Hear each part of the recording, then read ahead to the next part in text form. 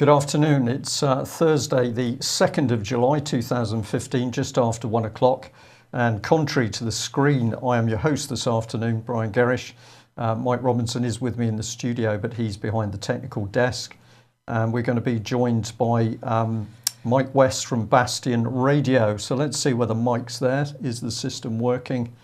Hi, Brian. Yeah, see you nice and clear. How are you doing? Yeah, good morning. Well, thanks very much for coming on. Of course, we've got some amazing events unfolding in UK at a national level, but also very much at a community social level. A massive police presence at the home of Tom Crawford. We've seen an attempt to evict Tom Crawford and his family on two previous occasions. But we had an alert early this morning that there was a massive presence of bailiffs with just unbelievable support from the Nottingham police. Now, before we get on to that, we'll just, as we always do, cover the weather. It's pretty grim here in Plymouth, quite hot and humid, but we've had a lot of heavy rain. I think it's the same in a lot of places across the country. Rill has got a quick statement in to say it's cloudy and smuggy in Norfolk. So we've got this humid weather at the moment. Well, let's go straight over to the situation in Nottingham. And Mike, you managed to pick up some images here of what's taking place on the streets. Yeah, well, already the Nottingham Post has a few lines up. They seem to have rushed it out somewhat. I guess they're reacting to the police having to make a statement earlier. I phoned the police at about 10 o'clock this morning, or 10:30, and they made the following statement. If you could just, so there you go. There is a civil process being carried out at an address in Fern Close, Carlton, and we are in attendance to prevent any breach of the peace. Well, they seem to be pretty heavy attendance. So if we just go through a couple of these pictures, this is the beginning of it. We can see vans in the background there. And then we've got another one here, which shows people starting to turn up. And then the last one's a little less good quality, a bit less clear, but more people beginning to turn up. So word is getting out and more people have turned out. And Mike, I understand that the bailiffs have already taken the property. Is that correct?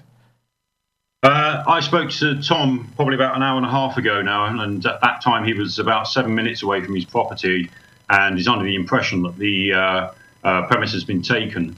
I asked Tom, was there at any stage a notice issued of the eviction? It's my understanding that they need to give at least 12 days notice. Tom's adamant that they've had no notification at all. Spoke to Linda Taylor, who updated me and said that Tom requested the paperwork, the warrant or the possession order from the bailiffs direct when he actually got to the back to the premise, and they refused to show him any sort of paperwork. Well, I mean, one question that needs to be asked straight away is who is actually funding this operation, because a police presence that of that scale is not inexpensive. I mean, we know that the police have published, I don't know about Nottinghamshire Police, but other police forces around the country do have schedules published for the hiring of police for events. Normally this, I suppose, is for football events and other events of this type. But of course, we've no evidence that mechanism hasn't been used in this case.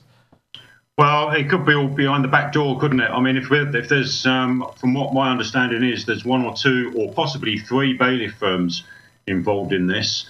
Obviously, the banks and the financial institutions that are desperate to see through these asset grabs have got a bottomless pit of money to pay these fees out. So it wouldn't surprise me if this has come via the bailiffs.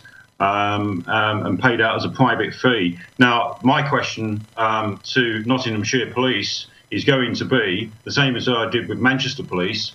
Where is this national policy that's meant to have been rolled out with police now assisting in civil enforcement? I mean, it's turning our police into civil enforcers. No consent from any of us. And this is just more of the corporatisation of our police. The police statement says that they're there to prevent a breach of the peace. Has there been any breach of the peace at either of the previous events? And of course, the answer to that is no. No. So So if we look at the Moston eviction that happened 2 or 3 months ago in Greater Manchester, not only were the police, the TAU, Tactical Aid Unit, dispersed, part of their riot squad, they weren't just there to keep the peace, they actually partaken in breaking into the premise. They were the primary people that broke into the premise using the battering rams or the enforcement key or special key, whatever they like to term it. So it's not just police there being used to keep the peace. I think if the police hadn't have acted so unexpectedly here and turned up and people were there, I think we would have been looking at a different story. I think the police would have been assisting bailiffs to break and take the premise, as it were. I think they would have broke in. The police would have done it. We've certainly seen that with Greater Manchester Police. Mike, one of the clues I think we get to what this police operation is about is that they've actually cordoned off the house. You mentioned to me earlier this morning that it was only residents that could get through that police cordon, and almost they're checking identity to see who lived next. So the police have been, I believe, actively keeping the public away from the incident. So they're certainly not being unbiased. Yeah, it's papers, please, isn't it? It's the same old story. It's the police state that everyone is denying that we're going into, or certainly not waking up to the fact that we're not going into, we are in a police state. And I can't reiterate that enough. And things are only going to get worse from here. They've been testing the ground for some time now. The corporatisation of our police service, and I emphasise that word, police service, is now being shown out for its real true colours. And this is what Common Purpose will call acting beyond authority. This is the real meaning of that term now. They've placed imbeciles into power that do not question the tasks that they're being given. They do not question them, they just carry them out because they're acting beyond their authority. And this is what's happening in our police services now, and it's got to be stopped. They're not to be used as civil enforcers as they are in this case. Well, I think you're spot on with that, Mike. I just, as an ex-military man, and I know you're the same, I find it outrageous that when you think back to the time that you were there, thinking that you were serving your country, that you were certainly protecting the country, the public, friends and families, you were doing a job. While you were doing that, we had the police in Britain supposedly protecting our families at home. Yeah. Now we Can find... I just add something there, Brian? Certainly. Sorry to interrupt. I just want to get this bit in. They've obviously been looking at Tom Crawford's social media feeds to find out when he's not going to be in the property, because they've chose the day that Tom was on his way to a High Court hearing in London to observe another case that's going on there. Not only that, Sue was left at home on her own when these bailiffs and police turned up. She's only just buried her mother in them circumstances. So, you know, this is all being done underhandedly. There's no notices been served. They're doing this, really, I'm trying to tame myself down here, Brian. They're doing this very underhandedly and in a criminal capacity. Nottinghamshire Police have got to answer for this. And, you know, they're assisting the illegal eviction here. It's quite clearly an illegal eviction. There's no judgment. Where's the judgment? Yeah. Well, you've said it, the police, Nottinghamshire Police are assisting a criminal activity, but of course it's the same Nottingham Police that we've demonstrated are prepared to harass, bully, victimise, threaten and break into the homes of child abuse victims, single ladies on their own, terrified by the action of a police force. These people need to be brought to book. The Chief Constable of Nottinghamshire, in my view, should be brought in front of a court, and they've got to be made accountable for these actions. We've got some other topics in this news today talking about the sheer criminal intent of the British government, but you're absolutely right. We are now seeing this criminal power unleashed on Britain's streets, and the irony is, of course, that police men and women are themselves going to be caught by this regime. They are helping create the prison state. But of course, the state is going to take the children of policemen and women just as much as it's going to take children from other families. So if there are any serving policemen and women watching this programme, we're going to say to you, I'm afraid you need to wake up pretty quickly. And the other thing I'll just add is that we recently posted an article saying that some of the mainstream press and media were waking up. And in that article, I referred to the fact that a couple of mainstream journalists were pointing out to me that journalists were being threatened when they tried to pursue stories. Who was threatening them? The police, warning them off with mutterings of harassment. So we've got Britain's police being run by a private organisation. It was a private company originally, ACPO. We've now got something rather more sinister, this Council of Police Chiefs. And who are they accountable to? Nobody. I know you're pretty fired up on this one, but you feel as well, I think, that it's time that people got out of those cosy armchairs and started to actually do something instead of watch it as if it's a video. Oh, definitely, Brian. I mean, admittedly, over the last couple of weeks, I've took a slight backseat in things. As we see this all panning out, I can't put it across enough that people should really start questioning this now. Now, when I first looked into these cases where police are assisting bailiffs and at worst gaining access to these properties, I questioned the whole process. I spoke to Greater Manchester Police. Their press office admitted that this is now national policy. I asked for the framework and policy on this, and I didn't get one. I was then shafted off to the MPCC, that's right, yeah. And whatever they do, I don't know. They palmed me off to the College of Policing, and they promised to get back to me. They never did.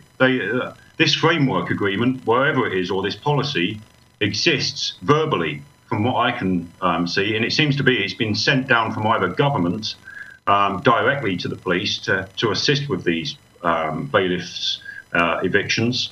And there's just nothing in stone. You can't get this policy.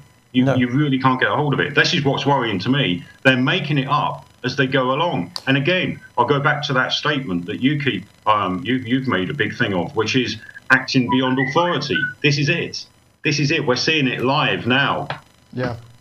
Well, and we'll just also remind our viewers and listeners today that, of course, it's Michael Gove who has already said that he's going to be working to assist the government to opt out of freedom of information requests because the government needs to keep its secret information secret. We say, well, of course you do, because you're creating unlawful wars overseas and you're protecting paedophiles in Westminster. Well, happily, we think that Russia Today will pick up on the Tom Crawford story. Certainly, they've done that in the past. Of course, we have absolutely no faith in the BBC. But apparently, Mike has discovered that the BBC is having to shed a few jobs. Well, they are shedding 1,000 jobs. And of course, they're blaming it on an £150 million shortfall as a result of less than expected income from the television license fee.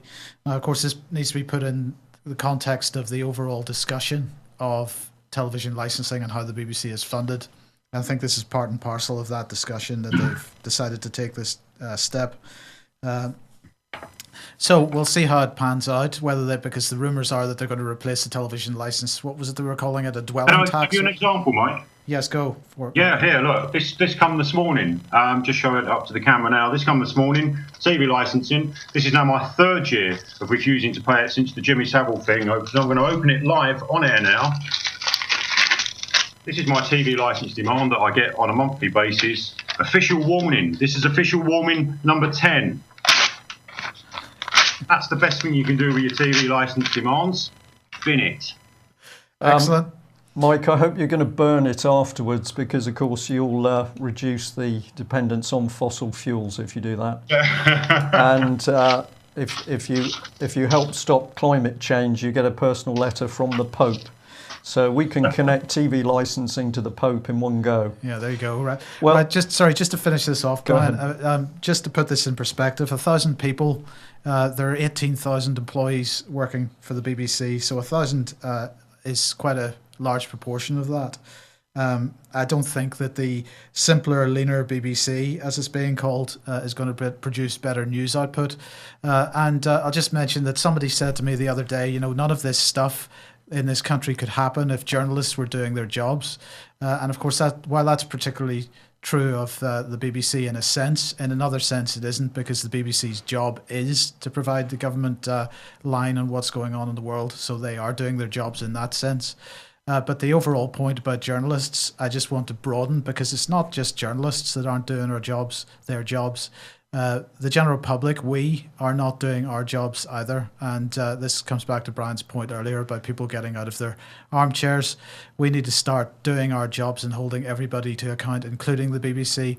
Withholding your television tax is one way of doing that, but there are many other ways as well. So maybe some pickets outside BBC offices might be a good thing to do.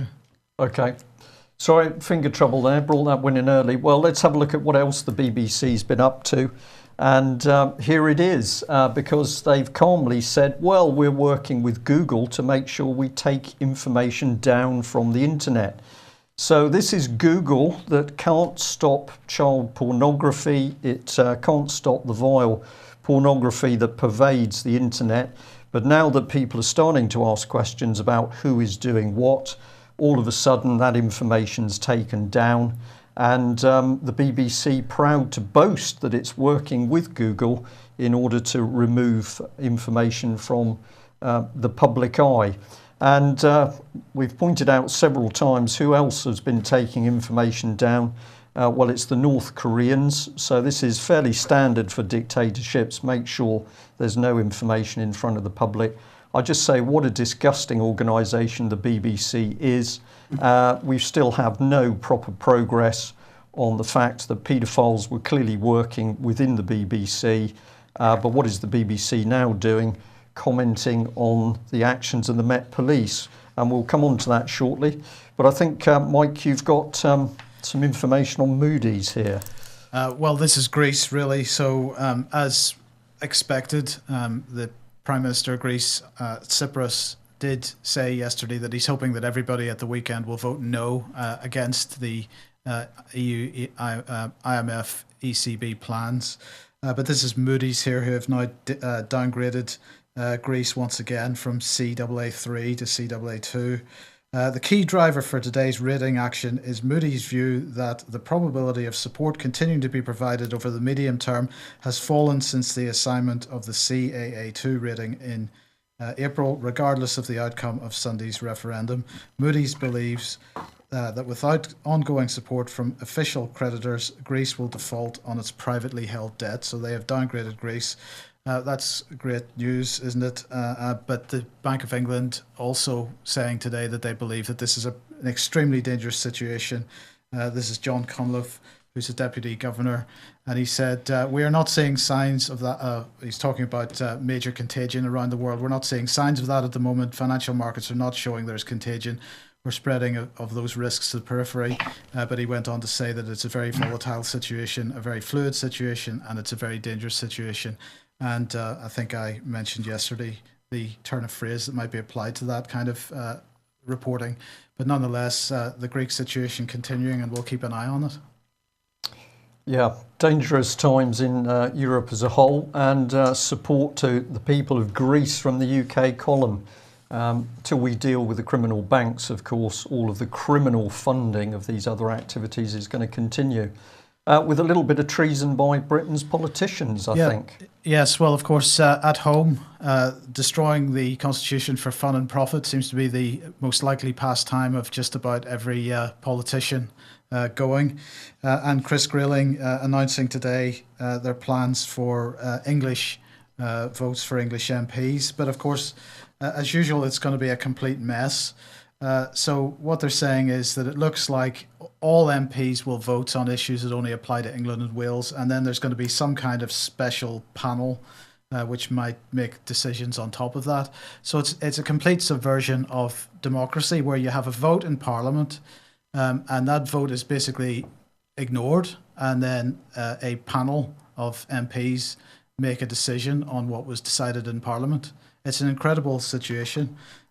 So they're going to change the way laws are made by changing the rules, knowing as standing orders to dictate how Parliament conducts its business, and it could become law by the time Parliament rises for its summer recess. So we'll keep an eye on that. But they're clearly breaking Westminster down step by step. We've still got the refurbishments to look forward when they're going to have to decant the politicians to another city, Manchester, Birmingham, who knows. Well, of course, you see, despite the fact that they're saying it's English votes for English MPs, the SNP still has to have a say, Brian. Of course, a lot of power north of the border. I think we'll be hopefully covering that a bit more with David Scott tomorrow. But a few clues in where the real power is held. Thank you very much to Alex for sending us this. Have a look at parliament.uk. This was some questions being asked by Lord Stoddard to do with pupils' food. There was a lot more in the answer than meets the eye. Schools have, it says. Well, what did they say? Let's blow it up a bit. It says basically that schools have common law powers to search pupils with their consent for items. There's nothing to prevent schools having a policy of inspecting lunchboxes for food items that are prohibited under their school food policies. A member of staff may confiscate, keep or destroy such items found as a result of the search if it's reasonable to do so in the circumstances. It would be good practice for the pupil to be present during an inspection and for a second member of staff to be present if any items are to be confiscated. Now the key is there, it says schools have common law powers to search pupils with their consent. But I think there's some real twisting going on here, because although the government is admitting that common law is based on consent, they're trying to say that the power to take food away from children is part of common law, in my opinion. But Mike, I believe that you've got some personal experience of this very subject. Yeah, only on Monday. My son, he's in year 3, he's 8, and in his lunchbox, he gets to pick what treat he wants, reasonably, for what he wants for his lunch. He has quite a healthy lunch, but he's obviously allowed a treat. He picked one of these small, it's a Ritz biscuit, and it's got a Cadbury's chocolate around the outside of it. That's all it was. He wanted one of those as his treat. The food supervisor, whatever they're calling them now, I don't think they call them dinner ladies, they've got some sort of title now, confiscated it from his lunchbox and said, "You're not allowed that." He come home quite upset, and I went back to the school with 2 of them bars this time, the next day on the Tuesday, confronted his teacher and said, under no circumstances does the school dictate what my son has for his lunch. He's not there for dietary advice. He's there to be educated and learn reading, writing, drawing, physical education and things like that. He's not obese, he's not overweight, there's no concern about his health. But as far as I'm concerned, the school is trying to dictate to us how we feed our son and basically take the right of my son to have a treat in his lunchbox should he want one. Well, I've put them right on that, Brian, and I think if you confront this Hitler regime that's happening in the schools at the moment, they're giving children advice now. What they're saying is any drinks with sugar in, don't touch at all. What they are advising them to have is the low-calorie diet drinks, which are turning out to be more unhealthy than the ones with sugar in, because they contain things like aspartame, a cancer-causing chemical that's in these drinks. And in recent research, it's been shown that diet drinks are actually more fattening than the ones with sugar in. So I'm getting a bit tired from this new regime that's happened in our schools within the last couple of years. Certainly in the last year, they've been ramping up now, where they seem to be taking over the parents' control of their child and looking at things like their dietary needs above education. I just can't understand it, Brian. And one thing I have picked up on is that in primary schools, then the responsibility for the education now seems to be lying on the parent, that they're setting homework for these children now. And it's not homework for the children, it's homework for the parents to do. Yeah. Well, of course, we've seen with the named person scheme in Scotland that ultimately the state is going to take total control of your children if we allow them. And whereas they've brought it in a pretty black and white sense north of the border. I think the aim south of the border is to drift in this state control of children. The phrase I hate is the nanny state, because of course the state doesn't intend to do any nannying. The state is going to take pretty vicious control.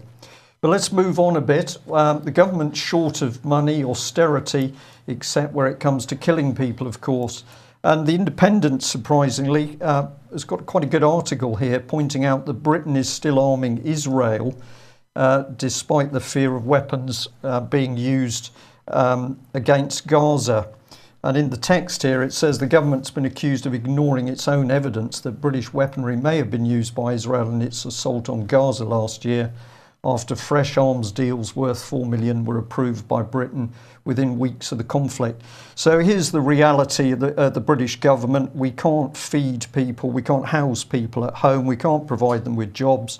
But if somebody wants to get involved in killing innocent men, women and children, then David Cameron's Conservative government is only too willing to help.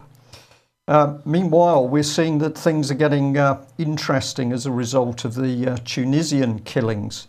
And as usual, UK Column has decided to wait a bit before having a look at what's going on. And we decided to pick up on this Independent story here. Tunisian jihadists hit list of targets over the summer revealed. So this is a pretty hard-hitting headline.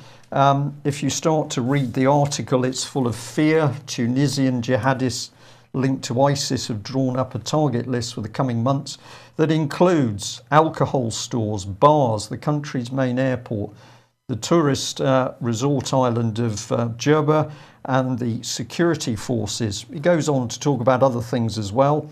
And it says that investigation of ISIS-linked social media and internet forums has revealed a pattern of wide-ranging discussion of possible objectives.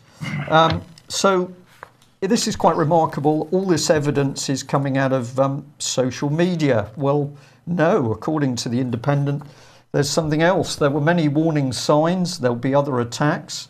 And Mr. Gallen has been talking about this, a researcher at the Global Security Institute. So when you get deep into the text of this article, we've got another one of these institutions being quoted as if they are an informed source of intelligence information. So as we always do, UK Column started to dig, and my goodness, it's pretty easy. Here is the Global Security Institute. The About Us section on this website didn't work, but it was pretty easy for us to see what it is by having a look at the people. So let's just see if I can scroll down on that website to give you an idea of the sorts of people we're dealing with. I could encourage you to go and see it for yourself, but if this little video clip will run, should do in a second, you'll start to see a very long list of bankers, people that have been involved in rather interesting international firms, people who've been involved with the White House. Mikhail Gorbachev is involved. We've got a few previous heads of state. It goes on and on and on. And the little CVs, you say, well, what have these people actually done that means they know anything about world security at all? We haven't got into the funding yet. But isn't it remarkable that The Independent puts a whole fear-mongering story together based on these, well, who are they? Who are these people? Independent doesn't make any comment on them at all. What have we got on screen at the moment? We've got the Fred Foundation, whatever that is. But do have a look, because in amongst all of these beautiful people, we get on to a few heads of state. We've got a lot of legal people, we've got bankers, I think we've got a few token people, and then somewhere we'll see Mikhail Gorbachev pop up. I'll watch in silence actually, because I find this so amusing, and I'll give you the comment in 2 seconds. We're just about at the bottom. There he is. So these are all reliable, independent, highly experienced security people. No, they're not. So what The Independent's doing is spewing out somebody's propaganda And what's the aim of the propaganda? Well, we're all going to be murdered in our beds as a result of so-called jihadist attacks. Personally, I don't believe a word of it. Mike, what's your thoughts? Well, you know, it's not only The Independent that's played on this as well. If you've been listening to the BBC coverage of it over the last, near week, certainly the beginning of the week, BBC Radio 5 Live had the pleasure of having Chatham House spokesperson on there. And, you know, despite the fact of wanting to rip the radio out the dashboard of my car and throw it out the window, I've never heard so much twaddle in my life. Here we have a secret society of nobodies, just like them people you've listed off on that article you just had there. Who are these people? What are their experience? Chatham House, I mean, you know, they're not allowed to disclose the discussions they have in this so-called secret society. And here they are on the BBC advising us who ISIS are, how they're expanding out now, and let's expect attacks here on our own doorstep. You can see this panning out because we've had the Metropolitan Police already carrying out exercises in London now in order to train up for these attacks. Well, in my experience, every time the Met Police have had drills and training experience in London, something's happened, as it has around the rest of the globe, as we see the attacks in America, Spain, Norway, and across the globe with training drills taking place to be followed up by the real thing happening. All coincidence? I don't know. Absolute total coincidence. Yeah. Well, we're going to continue to watch it. And of course, if you're watching UK column news from overseas, we're going to say it doesn't matter what overseas country you're residing in. We are looking out for you. And indeed, it's people living in Britain that are now suffering the emerging dictatorship. Sorry, Brian, can I just add, just before you move on to the next subject, also interesting to note, back to our friends at the BBC, on Tuesday, Radio 5 Live again, we're discussing the Tunisian case. This is what I find absolutely sickening and cannot get my head around at all. They were discussing with a holiday expert from ABTA on there, what's the possibility now of getting a cheap holiday in Tunisia now since this attack? And they were openly discussing having cheap holidays whilst they're preparing the bodies to fly them home the next day. Don't you find that a bit sick, or is it just me being a bit overcautious here and or cynical? Well, I would say that if your agenda is to make sure that more British people die so that you can ramp up this created terrorist threat, you want more tourists to go over to Tunisia. And they gave advice that don't bother going to Greece because of the financial situation there. So weigh the two things up there. Go to Tunisia because you can get a cheap holiday now because people have been massacred there. But don't bother with Greece because your money could be in trouble if you're out there. And it's not good advice to travel to Greece whilst this financial crisis is going on there. Don't you find it all ironic and sickening? You've got me smiling now because you've put it over so well, Mike. It is obvious, isn't it? Here we've got the BBC pushing out the British government and the European Union propaganda. Let's crush Greece. By the same time, we want to make sure we get a few more bodies flown home by Tunisia so that we can blame all of the Islamic community for this outrageous state of the Middle East, which of course was caused by the efforts of Tony Blair and the USA, Tony Blair, Gordon Brown, David Cameron. Outrageous stuff. Yeah. Well, how bad does it get at home? We reported on the plight of Melanie Shaw. Melanie is extremely grateful that she was able to come on live with us and tell her story. And we know from the emails that we've had back that her harrowing story, told in her own words, has made a big impact on a lot of people. Now, of course, Melanie is not alone in any sense. There are thousands and thousands of victims like her. And we need to make sure that we're not just supporting Melanie, we're working to help everybody that's trying to fight to expose this absolutely vile government control of child abuse. Mickey Summers in particular doing a very good job in Nottingham, Bill Maloney in London. Keep at it, guys. But Melanie Shaw, just outrageous harassment and abuse by Nottinghamshire police. that, of course, are now on the streets to help private companies steal somebody's property. Well, Mike, you picked up that the police have run into a bit of trouble over their handling of abuse cases. Well, this is Her Majesty's Inspectorate of Constabulary that have produced 3 reports on the issue. The first report is called In Harm's Way, the role of police in keeping children safe, and that they looked at 576 cases across England and Wales. 177 were found to have been dealt with well. 179 were considered adequate, and 220 were considered, so that's more than 33%, were viewed as inadequate.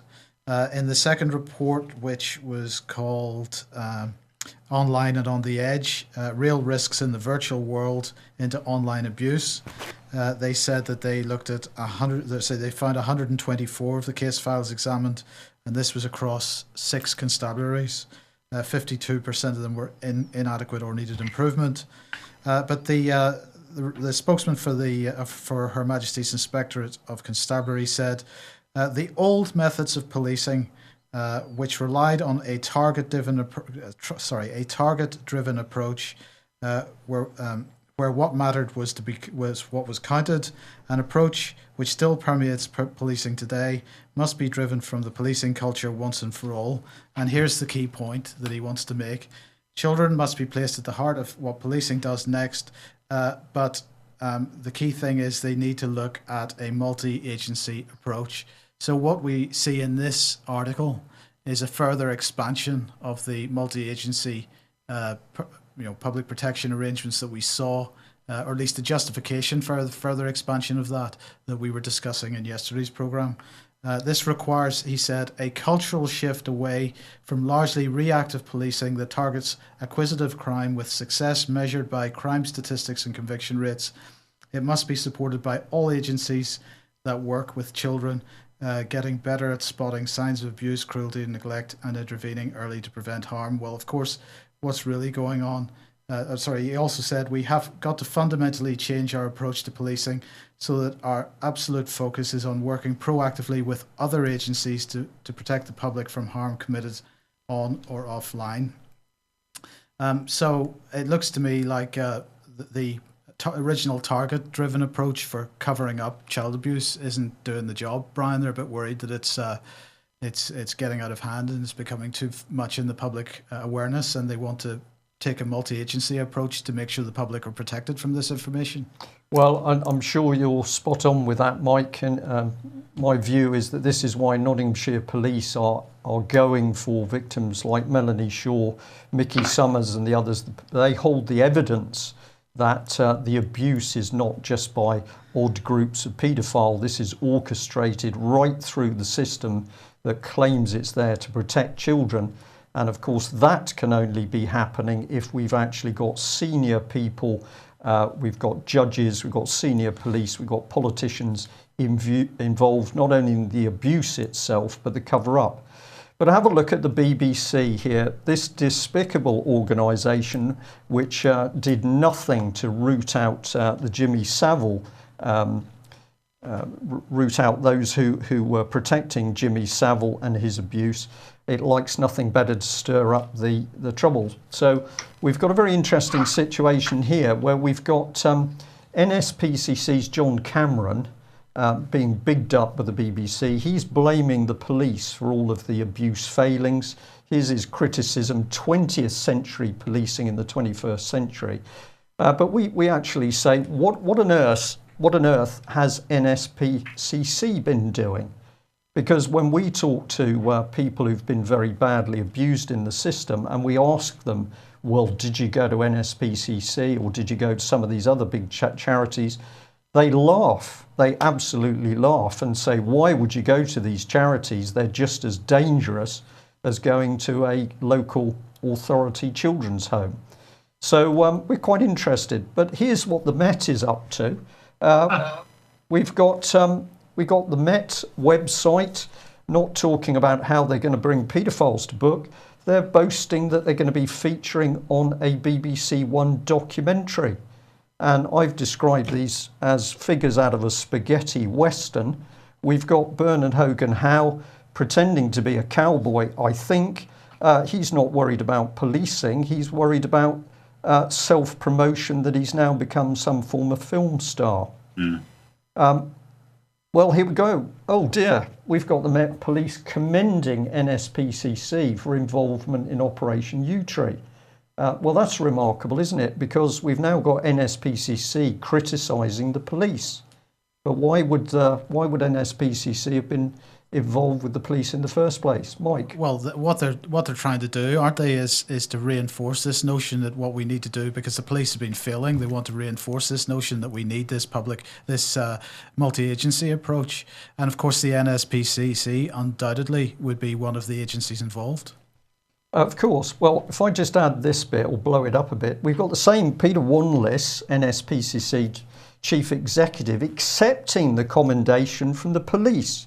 So we're watching utter nonsense in the public domain. We've got apparently the NSPCC criticising the police because they're not doing their jobs. But when the police want to give a commendation to NSPCC, they're falling over themselves to actually praise the police. But isn't this exactly the point? We've got the multi-agency approach. They're protecting each other. They're looking out for each other. They're promoting each other in the right way at the right time to gain the overall policy that they need to gain. And this is a perfect demonstration of it. They're criticising in one news article. They're clapping each other on the backs on the next news article. And of course, when it actually comes to a real investigation, we have no idea of knowing where the conflicts of interest are. Well, I think we're getting pretty close to knowing where those conflicts of interest are coming. It's all covering up the abuse of children. Now, we posted an article a few days ago warning about what the police in Britain were really about, a dangerous monster in waiting. But we'll just use that as a backdrop, because what we're interested in this is total policing with the Met Police.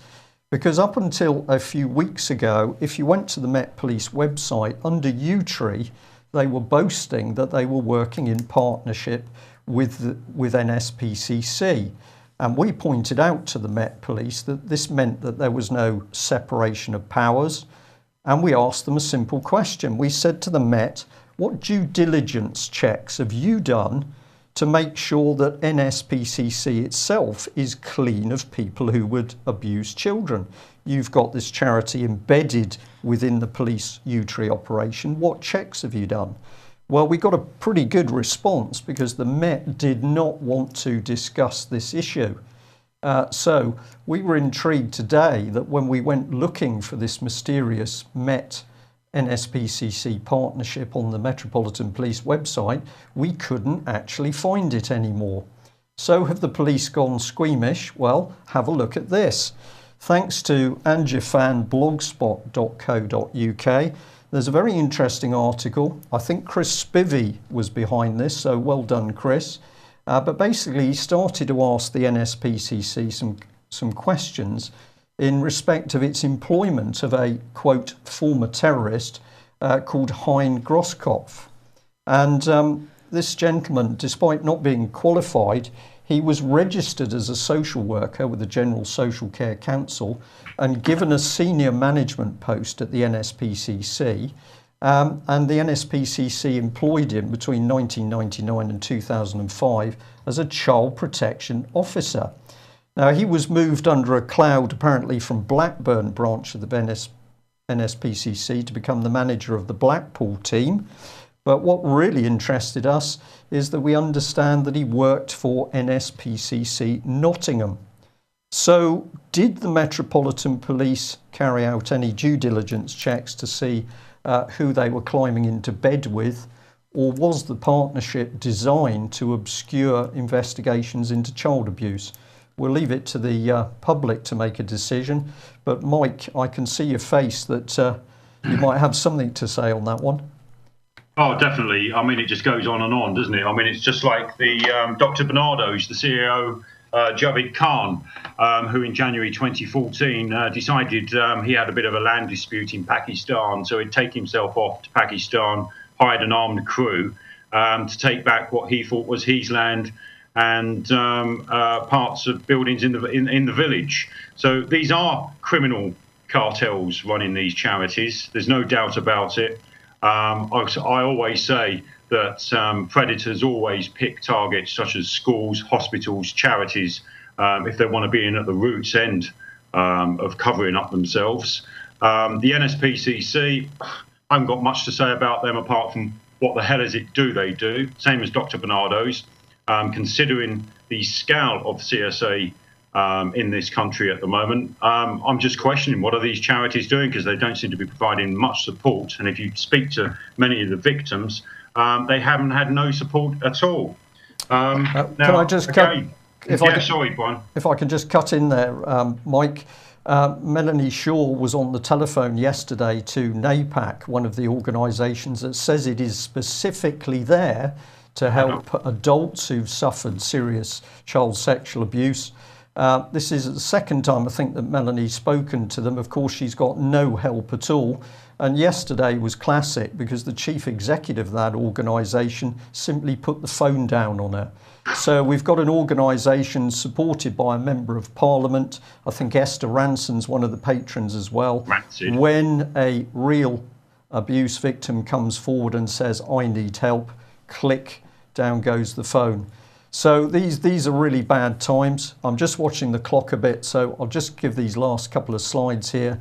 But what is really building in this country, well, as you watch the Black Mariahs coming out of Downing Street, of course, all the glass blackened out so the public can't actually see who is going in and out of number 10, number 11 Downing Street. This could be East Germany. Yes, I know it wasn't everybody in Germany. I'm simply using it.